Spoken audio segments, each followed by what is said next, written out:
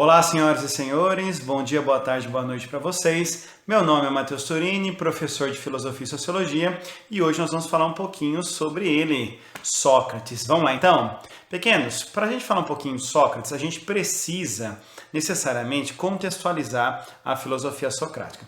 Eu já disse isso para vocês, mas sempre vou retomar esse conhecimento.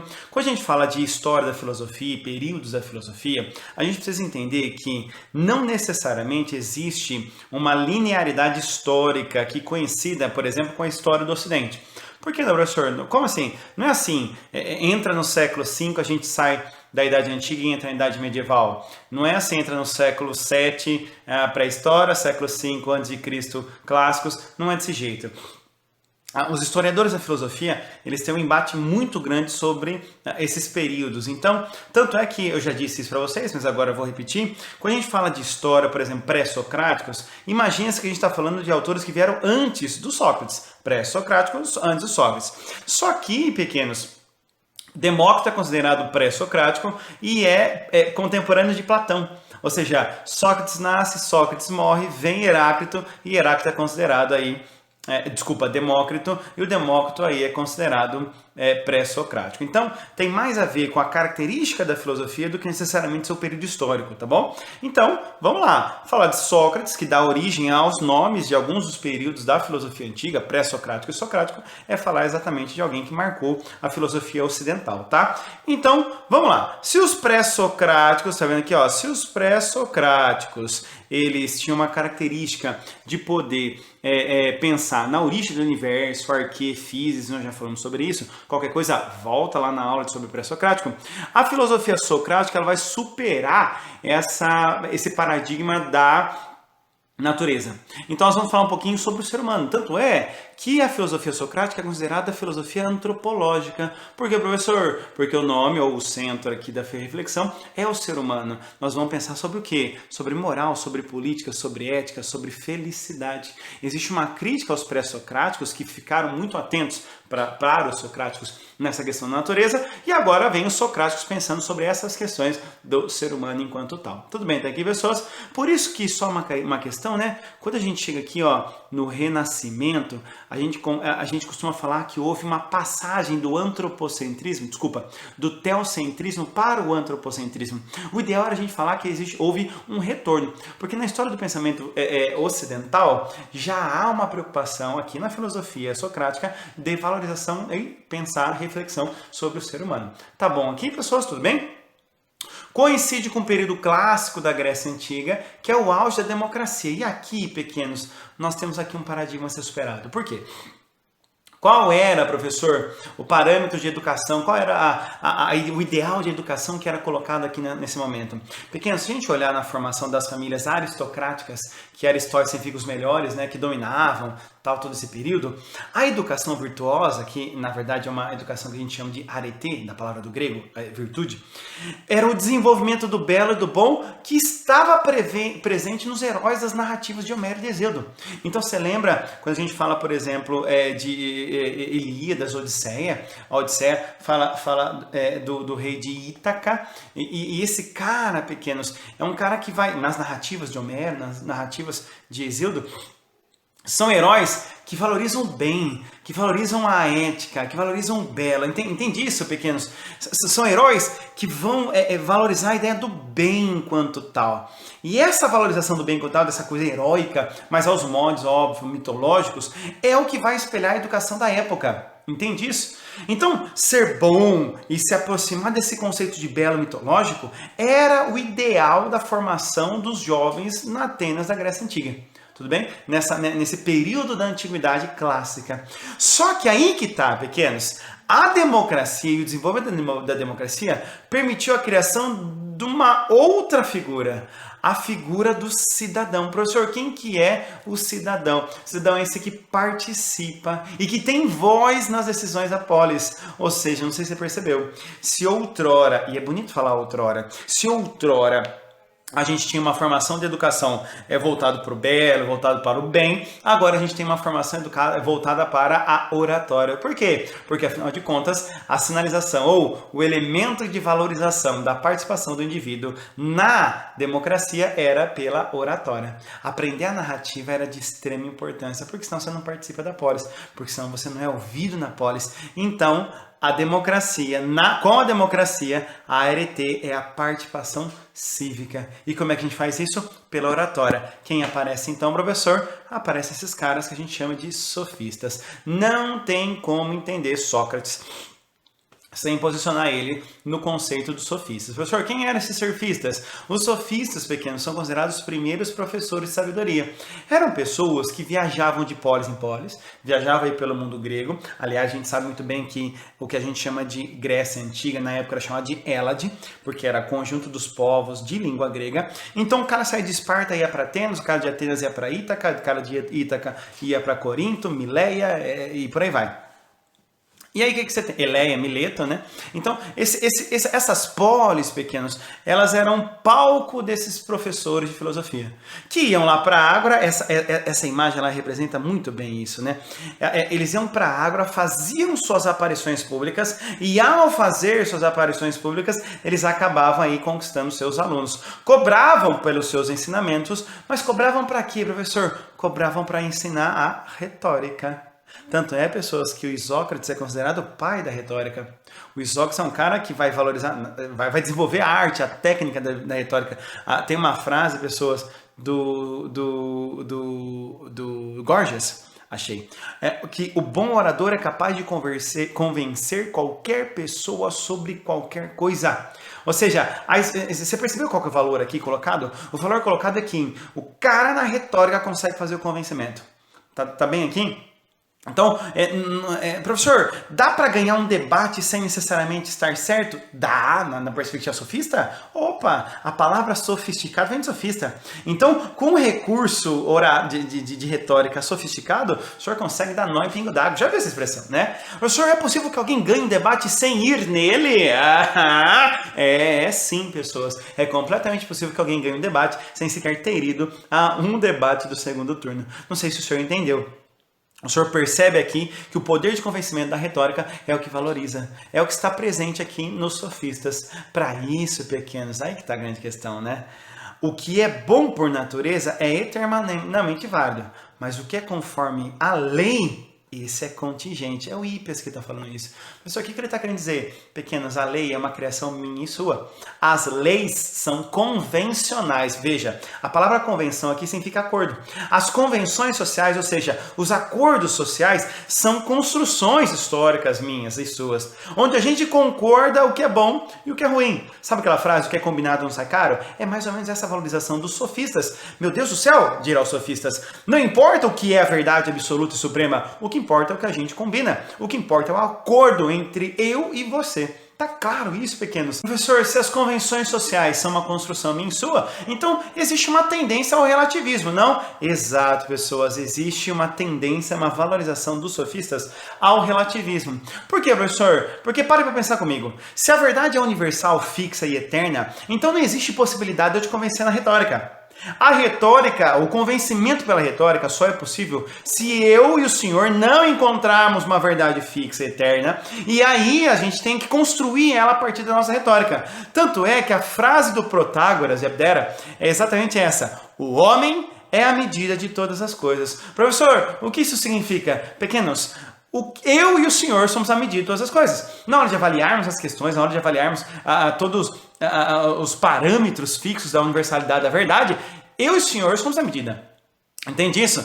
Nossa, professor, parece que o Protágoras é um tanto quanto moderno, né? Pós-moderno. Pois é, pequenos, os sofistas, eles têm essa tendência que hoje, pleno século XXI, a gente vê que se os sofistas estivessem hoje indo para lá e para cá, talvez eles teriam uma grande audiência, porque eles seriam considerados pessoas sensatas, porque a partir da concepção que eles têm de verdade, isso é o que é tomado como referência.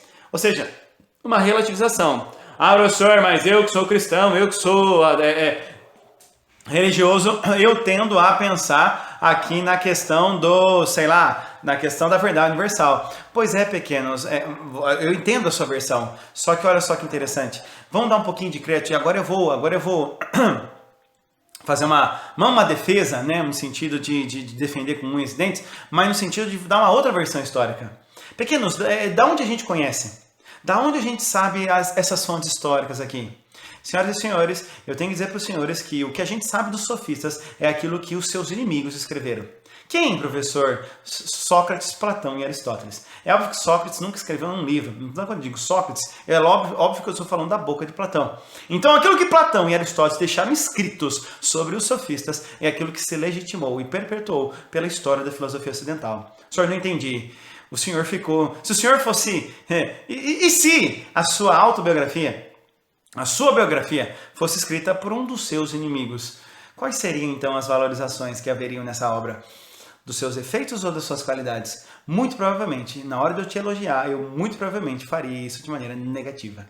É o que aconteceu com a história dos sofistas. Os sofistas foram condenados a serem ensinados, a serem registrados na história do pensamento da filosofia ocidental pelos seus inimigos. Então o que temos, professor? O que cai no vestibular? Esta versão negativa, de que eles eram relativistas. Professor, mas existe alguma versão positiva sobre os sofistas? Vamos pensar sobre felicidade, meu amigo. Quem é, ou vamos parar para pensar um pouquinho? Quando eu falo de felicidade, existe algum manual universal que com 10 passos, 10 lições para ser feliz, consiga te levar para a felicidade plena e convicta? Talvez não. Talvez se no primeiro passo desse livro esteja escrito assim, levante, acorde cedo, coma granola, ande na praia. Pequenos, para você que odeia acordar cedo, já temos um problema aqui. Para você que odeia comer granola, já temos um segundo problema. Não sei se o senhor percebeu. Não há manuais fixos para os sofistas para falar sobre felicidade. E talvez, hoje, no século XXI, não há ainda um manual fixo para o segredo da felicidade eterna e universal de todo mundo. Até mesmo porque essas pessoas são diferentes. É óbvio, dirá Protágoras, que cada homem é a medida das suas coisas. Entende isso, pessoas? Professor, então quer dizer que eu posso fazer uma defesa do relativismo ao invés de usar os pós-modernos? Poderia usar os sofistas? Com certeza, com toda convicção. Ok, pessoas? Mas por que a gente está valorizando isso, professor? Porque quem vem depois, e aí que tá, pessoas, o Sócrates ficou conhecido exatamente aqui, nesta valorização da busca por uma verdade universal. Primeiro que Sócrates, por muito tempo, negou-se a existência dele. Como nós não temos nenhum escrito de Sócrates, e Sócrates é conhecido pelos seus discípulos, principalmente Platão, mas não só Aristófanes e Xenofonte, são autores que acabaram escrevendo sobre o Sócrates, e Aristófanes, teatrólogo grego, você sabe muito bem, é um cara que vai escrever sobre Sócrates como um retardado, como um idiota. Tem um teatro do Aristófanes chamado As Nuvens. E nele, o papel do filósofo, representado por Sócrates, é um idiota. É alguém que fica pulando igual um retardado, igual um imbecil, igual um elemento inferior, em cima do palco, dizendo assim, de onde sai o zumbido da mosca? Da tromba ou do bumbum? Entendeu? Então é óbvio que aqui Aristófanes ele acaba manchando a imagem, né?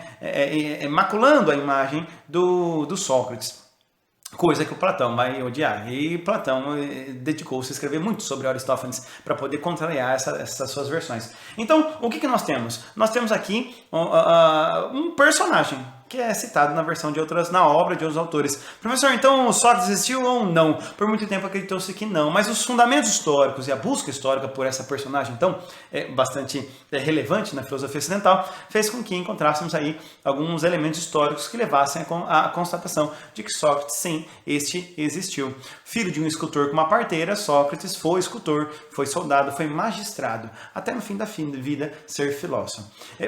O Sócrates andava pelas ruas, segundo os relatos, tentando fazer com que as pessoas encontrassem a verdade. Por quê, professor? Porque para Sócrates existe uma verdade universal. Sócrates olha para o sofista e fala assim, pera lá, você me pergunta o que é árvore, eu te mostro árvore. Você me pergunta o que é vida, eu te mostro vida. Você me pergunta o que é água, eu te mostro água. Se ele me pergunta o que é o bem, você vem falar assim para mim, não, mas pera lá, o bem é uma coisa relativa. Não, dirá Sócrates. Não. Por que não, professor? Porque se há uma universalidade para as coisas mais banais da vida natural, é óbvio que haverá uma verdade universal para as coisas também sobrenaturais.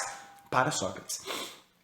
Então Sócrates fazia com que as pessoas chegassem buscando a verdade. Professor, mas como ele fazia isso? Bom, ele ficava em Atenas, essa é a diferença de Sócrates para os sofistas ficavam viajando buscando alunos, Sócrates é um morador de Atenas, e de lá não saiu, filosofava por lá mesmo, ele não cobrava para ensinar, isso deixava isso deixava os sofistas muito bravos, porque era alguém que dava aula de graça. E aqui há uma grande diferença entre os sofistas e a filosofia de Sócrates. Os sofistas filosofavam pela retórica. Eu daqui falo, o senhor me ouve. E Sócrates, professor, Sócrates é pela dialética. Pequenos, o que é a dialética? E aqui, senhoras e senhores, nós precisamos tomar muito cuidado para que o senhor não entenda erroneamente o que é dialética. Pessoas, a dialética, na Grécia Antiga, ela é sinônimo de diálogo. Na Grécia Antiga, ela é sinônimo de diálogo. Na Grécia Antiga, dialogar, dialética, diálogo, ou seja, nós estamos falando de 2 pontos. Não há diálogo se não houver 2 pontos que não sejam convergentes. Porque se eu e o senhor concordam no mesmo ponto, então só um ponto valorizado. Não, vamos 2 pessoas conversar, mas elas concordam, então não há dialética, não há diálogo. Há um monólogo, ou seja, 2 pessoas falando sobre a mesma coisa. Um diálogo, uma dialética precisa na contradição, ou seja, toda vez que você vai pensar numa ideia, você necessariamente precisa do seu contrário. Então não tem como falar, professor, o senhor está claro aí, né? Pois é, não tem como falar na ideia de claro, olha, veja só, se não houver a ideia de escuro. Não tem como falar na ideia de escuro se não houver a ideia de claro. Então não tem como falar da ideia de belo se você não tiver uma concepção de feio. Então claro, escuro, belo, feio, rico, professor, são contraditórios que se opõem, mas que ajudam a você pensar na primeira contrariedade. É claro isso? Então, na dialética, pessoas, você precisa ter 2 pontos. É aquilo que a gente chama de tese, antítese e síntese. Professor, o que é a tese, o que é a antítese e o que é a síntese? Professor, o que é a síntese, professor? A tese, pessoas, a tese é qualquer afirmação que eu faço. Então eu vou dizer assim, Joãozinho é bonito. Joãozinho é bonito, maravilha, Joãozinho é bonito. Então, na antítese, pessoas, eu tenho o quê? A contradição da afirmação que eu fiz. Bom, se aqui eu digo que o Joãozinho, ele é bonito, aqui ele é bonito. Então, professor, eu vou chamar ele, sei lá, bonito, maravilha, bonito. Maravilha, bonito, maravilha. Professor, mas agora a antítese, ela vai trabalhar contra o conceito. Ela vai trabalhar com o conceito de o quê? Qual que é o conceito aqui colocar, professor? Sei lá, barangão. Professor, baranga. Professor, e aí, qual que é a tese, antítese? O que acontece? Tese e antítese se chocam. Tese, antítese se chocam. Por quê? Porque, apesar de, quando eu falo bonito, na minha cabeça tem que vir a ideia de feio. Quando eu falo claro, na minha cabeça tem que vir a ideia de escuro. Quando eu falo rico, na ideia tem que vir a ideia de professor, porque é o contrário. Tudo bem? Só que os contrários se chocam.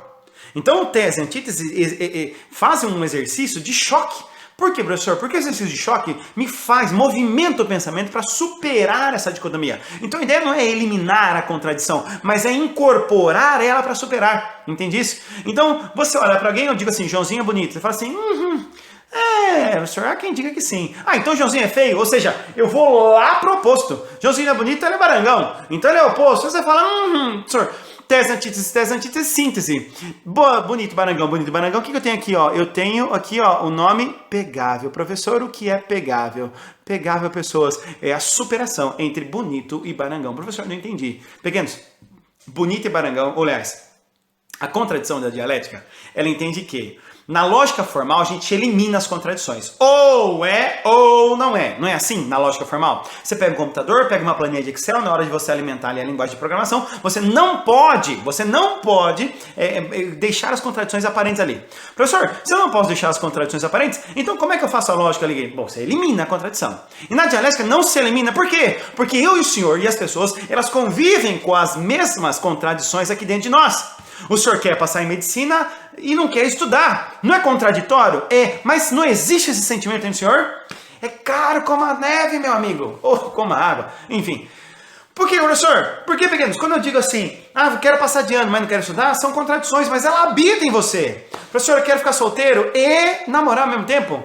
Professor, eu estou namorando, mas quero largar. Não existe esse sentimento. Professor, eu quero namorar e ser... Entendi. O senhor quer zonear por aí e ter um relacionamento sério. Professor, o que é isso? É a contradição vivendo dentro do senhor. O senhor não tem como passar em medicina assistindo Grey's Anatomy? Não! Não existe. O senhor tem como passar em medicina e dormir? Também não. São contradições que acabam existindo dentro da realidade. E aí, professor, na dialética a gente não elimina, na dialética a gente unifica para criar um novo conceito. Então, quando eu olho assim para pegável, o que é pegável? Pegável é ser bonito e barangão ao mesmo tempo. É ser bonito e barangão ao mesmo tempo. Ah, o senhor é meio termo? Não. Se o senhor achou que é meio termo, o senhor não entendeu nada do que eu falei até agora. A dialética une, não racha. Porque meio termo seria pegar metade bonito e metade barangão. Não é assim que funciona. Como que é, professor? É pegar 100% bonito mais 100% barangão é igual 100% pegável. Tá caro? Entendi isso, pessoas? Ah, professor, mas eu não entendi. Vai, vou apelar então por exemplo cristão. Quando você fala assim, você tem um problema, Cristo veio pra terra. E aí, professor, Cristo é homem ou Cristo é Deus? Você fala assim, se Cristo é Deus, ele morreu, então Deus morre. Ah, mas se Cristo é homem, não era Deus, então não houve sacrifício para nós. Aí você vai lá e fala assim, professor, Cristo aqui na terra era 100% homem e 100% Deus. Pronto, o senhor entendeu o que é dialética. A dialética é você, na matemática dialética, 100% bonito, mais 100% barangão é igual a 100% pegável. Ou seja, Jesus Cristo, 100% Jesus é igual a 100% homem, mais 100% Deus. É igual a 100% Jesus. Entende isso, pessoas? Isso é dialética. Quando a gente fala da dialética, pequenos, a gente necessariamente precisa eliminar todas as contradições aparentes entre eu e o Senhor. Tá claro aqui, pequenos? Sussa, entendeu a dialética? Dialética é maravilhosa. Só que quando eu falo para dialética, pequenos, você fala assim, professor, mas se a dialética ela é essa incorporação de contradições, como é que o Sócrates vai então filosofar? Pequenos, o Sócrates vai tentar então fazer o quê? Trabalhar com essas contradições, para tentar te impulsionar para achar a verdade. Para Sócrates não é possível eu vir com a verdade de fora. A verdade está onde? Dentro do você. Se está dentro do você, então isso quer dizer o quê, pessoas? Que a gente tem que provocar o Senhor para poder achar essa verdade. Não sou eu, professor, que vou encontrar ou que vou fazer você encontrar a verdade. É você, dentro de si mesmo, analisando as contradições que existem fora de si, que vai encontrar. Mas o que eu, filósofo, posso fazer para isso, professor? Eu, então, desenvolve-se um método socrático. O método socrático é o quê, professor? Ironia e maiôtica. Professor, o que é ironia? Ironia é simular a ignorância. Só a gente chama isso de dissimulado. Mas aqui a gente está falando de assim. Quando você vem com uma certeza para mim, eu vou lá e ironizo ela. Ah, é verdade? Nossa, não acredito. Então assim, quando você ironiza a verdade, a certeza de alguém, você acaba fazendo com que essa pessoa reflita. É um primeiro soco no estômago. Nossa, vocês viram o que aconteceu lá? Não, não vi não. Nossa, ninguém tá sabendo desse negócio de coronavírus. Aí você fala, nossa, como assim ninguém tá sabendo? É óbvio que tá sabendo. Então, a ironia aqui, no caso filosófico do Sócrates, permite com que você dê um primeiro soco na boca da certeza daquele que fala. Entende isso? E a maiêutica, professor? A maiêutica é parto de ideias. Lembra que a mãe dele era parteira? Então, o que ele percebeu? Que a mãe não faz o feto. A mãe não faz a criança. O que a mãe faz no ato do parto? Só tira a criança que já está lá dentro. O parto de ideias é exatamente isso. A maiêutica é exatamente um parto de ideias. A verdade sai dentro de você, eu só preciso provocar ela. Então, se eu for fazendo perguntas, o que é o amor? E você vai falar assim para mim, professor, amor é desejo. Então, quer dizer que desejo é amor? Então, se eu não desejo alguém, não amo? Não, professor, não quer dizer isso. Então, é possível, então, para amar, eu preciso desejar? E se eu for fazendo perguntas e perguntas e perguntas, o Senhor vai encontrando respostas e respostas e respostas, e aqui a gente chegará a uma construção que o Senhor, sozinho, construiu. Tirando da onde, professor? De dentro de você mesmo. Ok? É óbvio que na dialética nem tudo a gente vai encontrar resposta. O que a gente chama de aporia. Professor, o que é uma aporia? Aporia, negação, na letrinha A, na frente da palavra é negação, e poria vem de poros. Poros não é saída? Olha eu de novo na biologia para poder te ensinar filosofia. Poros, pessoas, é saída. Poros é sem saída. Nem sempre a gente vai chegar às saídas, mas a dialética, porque a gente sempre vai criar umas constatações bastante evolutivas. A dialética não para na síntese. A síntese vira uma nova tese que tem uma nova antítese que tem uma nova síntese. Entende?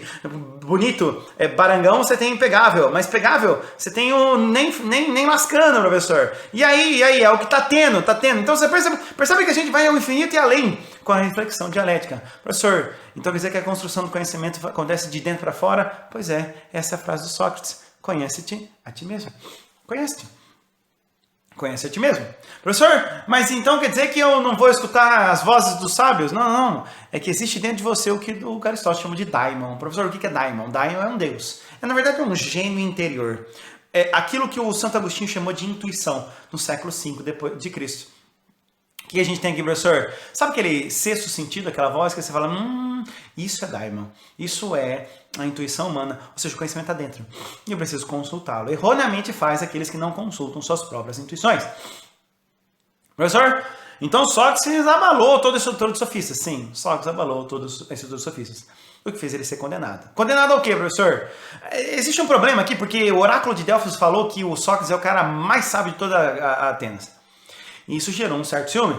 Por que ele é mais sábio? Aí o Sócrates pegou e deixa eu ver por que eu sou considerado mais sábio. E aí chegou para o arquiteto, viu, senhor arquiteto, o senhor é sábio na arquitetura? Ah, eu sou muito sábio. Por quê? Porque eu sei tudo de arquitetura. E o senhor médico, sei tudo de medicina. E o senhor enfermeiro, sei tudo de enfermagem. E o senhor artesão, sei tudo de artesanato. E o senhor alfaiateiro, sou alfaiate, sei tudo de alfaiataria. Não sei se o senhor percebeu. Quando o senhor assume a posição de que sabe tudo, o senhor fecha a possibilidade de aprender mais. Quantos ml de água cabe numa garrafa que já está cheia? Se a garrafa já está cheia, não cabe nada. Caberá nenhuma gota. Sócrates, ao reconhecer a sua ignorância, ele se abre para o conhecimento. Daí a frase, sei que nada sei. Conheça-te. Aliás, reconheça que você não sabe nada.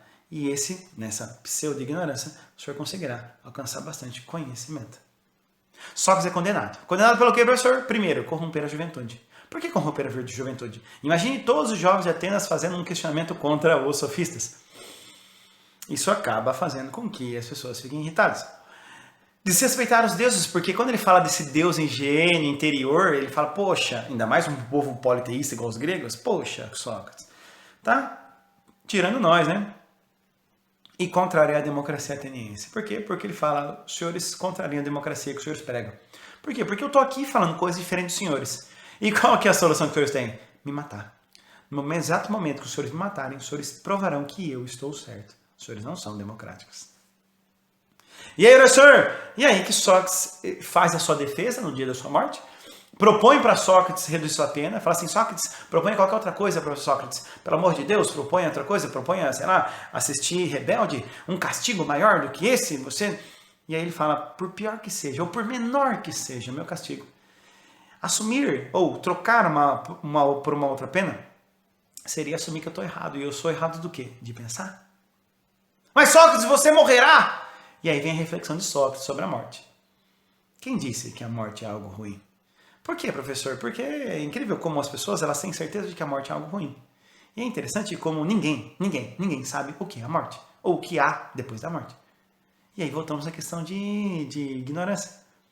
Quando o senhor reconhece que não sabe, existe uma possibilidade do senhor ser sábio. Talvez a pior ignorância seja alguém ter certeza daquilo que não se pode saber.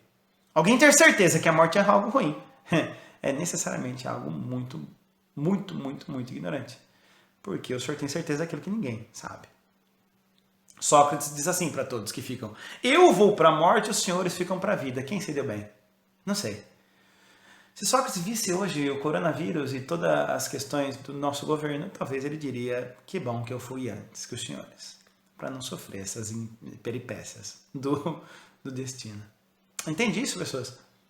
Sócrates bebe, então, cicuta, um veneno que era para poder condenar a morte mesmo, e acaba falecendo nos braços de um dos seus amores, que é Alcibiades, um jovem mancebo que Sócrates tinha em suas relações. A pederastia era considerada isso, né? O mais novo e o mais velho combinados faziam uma harmonia muito boa. Aquele que tem carne e aquele que tem sabedoria dá uma relação muito boa de amor. Coisa essa que será defendido por Pausanias, um outro filósofo, que aí a gente, quando for falar de amor, a gente vai falar um pouquinho para eles na próxima aula já, sobre Platão. Beleza, senhoras e senhores?